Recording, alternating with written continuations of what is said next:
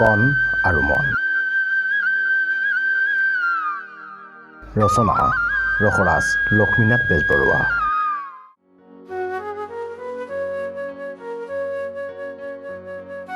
কোনো এখন দেশত কণ আৰু মন নামে দুটা ভাই ককাই আছিল।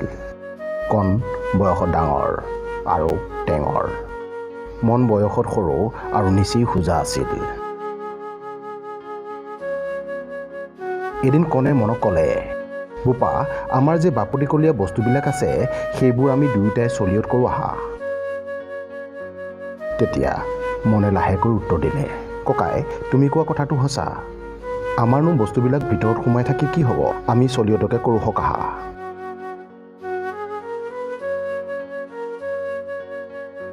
কণে ক'লে, আমাৰ ফটা কোঠাখন জাৰকালি মই ৰাতিলৈ শুম, দিনত তুমি লৈ শুবা।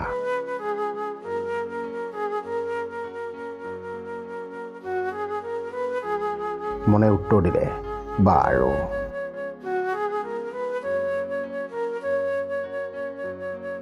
সেইদিনাৰ পৰা ফটা কোঠাখন দিনত গাত লৈ মনে শুৱে। কিন্তু জহৰ প্ৰতাপত সি শুব নোৱাৰি গাৰ পৰা খহাই পেলাই দিব লগাত পৰে। এইদৰে মনে ফটা কোঠাখন কিছুদিন লৈ আমনি লাগি দিনত ৰ'দত শুকুৱাই জোকাৰি ধূলি মাকতি গুচাই চাংঘৰত তুলি থৈ দিয়ে। নিশা কণে গাত লৈ সুখেৰে শুই থাকে। মন জাৰত শুব নোৱাৰি নিশা বহি থাকে।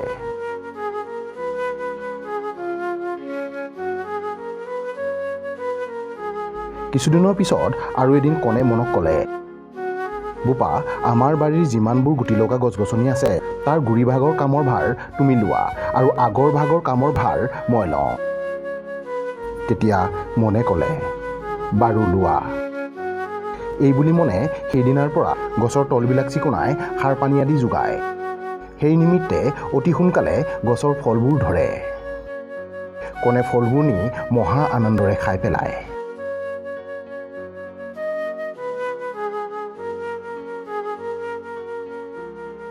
এইদৰে কিছুদিনৰ পাছত কণে মনক আকৌ এদিন ক'লে, বোপা, আমাৰ যে সেই কলি গৰুজনী আছে তাইৰ আগফালটো তুমি লোৱা আৰু পিছফালটো মই লওঁ। তেতিয়া মনে উত্তৰ দিলে, ককাই, মই তোমাৰ কথাবোৰ কেতিয়াও দলিয়াই নেপেলাওঁ। এতেকে তোমাৰ যি ইচ্ছা তাকে কৰা। সেইদিনাৰ পৰা মনে গৰুজনী খুৱাই বোৱাই ভালকৈ বান্ধি কুন্ধি থয়। কণে গাখীৰ টুপি খীৰাই নি খাই থয়।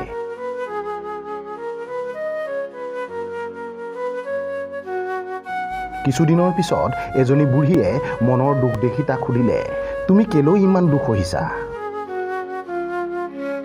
সি উত্তৰ দিলে, বুঢ়ী আই, মোৰ ককাই মোক যিহকে কৰিবলৈ কয় তাকেই মই কৰিব লাগিব, কাৰণ তেওঁ মোতকৈ ডাঙৰ। এতেকে তেওঁ কোৱা মতেই মই কৰি আছো। তেতিয়া বুঢ়ীজনীয়ে ক'লে, বোপা, তুমি এটি বন কৰিবা, সেই ফটা কোঠাখন দিনত তিয়াই থবা। তাকে কৰিলে নিশা তিতা ফটা কোঠাখন ল'ব নোৱাৰি সিও জাৰত দুখ পাব। যদি সি সেই কাপোৰখন কেলৈ তিয়ালি বুলি সোধে তেনেহ'লে তুমি এই বুলি ক'বা যে ফটা কোঠাখন তুমি দিনত মোক দিছা, এতেকে মই দিনত যিহকে কৰোঁ তাকেই কৰিম, তোমাৰ তাত কি হানি? এই বুলি ক'লেই সি নিৰুপায় হৈ মনে মনে থাকিব। আৰু যেতিয়া কোণে ফল পাৰিবৰ নিমিত্তে গছত উঠিব তুমি কুঠাৰখন লৈ মোৰ গুৰিডোখৰ মই কাটি পেলাওঁ বুলি কাটিবলৈ যাবা, তেতিয়া সি ভয় খাই কাটিবলৈ হাক দিব। তুমি নেকাটি গুচি আহিবা। যদি সি কেলৈ এনেকুৱা কৰিছিলি বুলি সোধে তুমি ক'বা, গছৰ গুৰিডোখৰ মোক দিছাই, এতেকে গুৰিডোখৰ মই যিহকে কৰোঁ তাকেই কৰিম, তাত তোমাৰ কি ক্ষতি?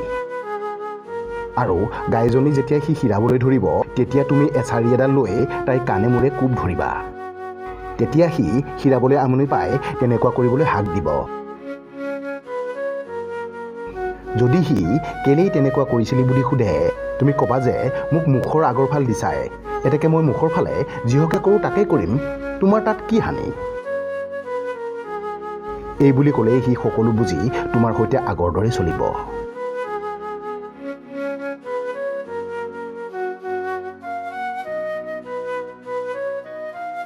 ইয়াৰ পিছত মনে বুঢ়ীৰ কথা মতে আচৰিবলৈ ধৰাত কণে মনক ন্যায়ৰূপে বস্তু আৰু কামৰ ভাগ দিবলৈ ধৰিলে।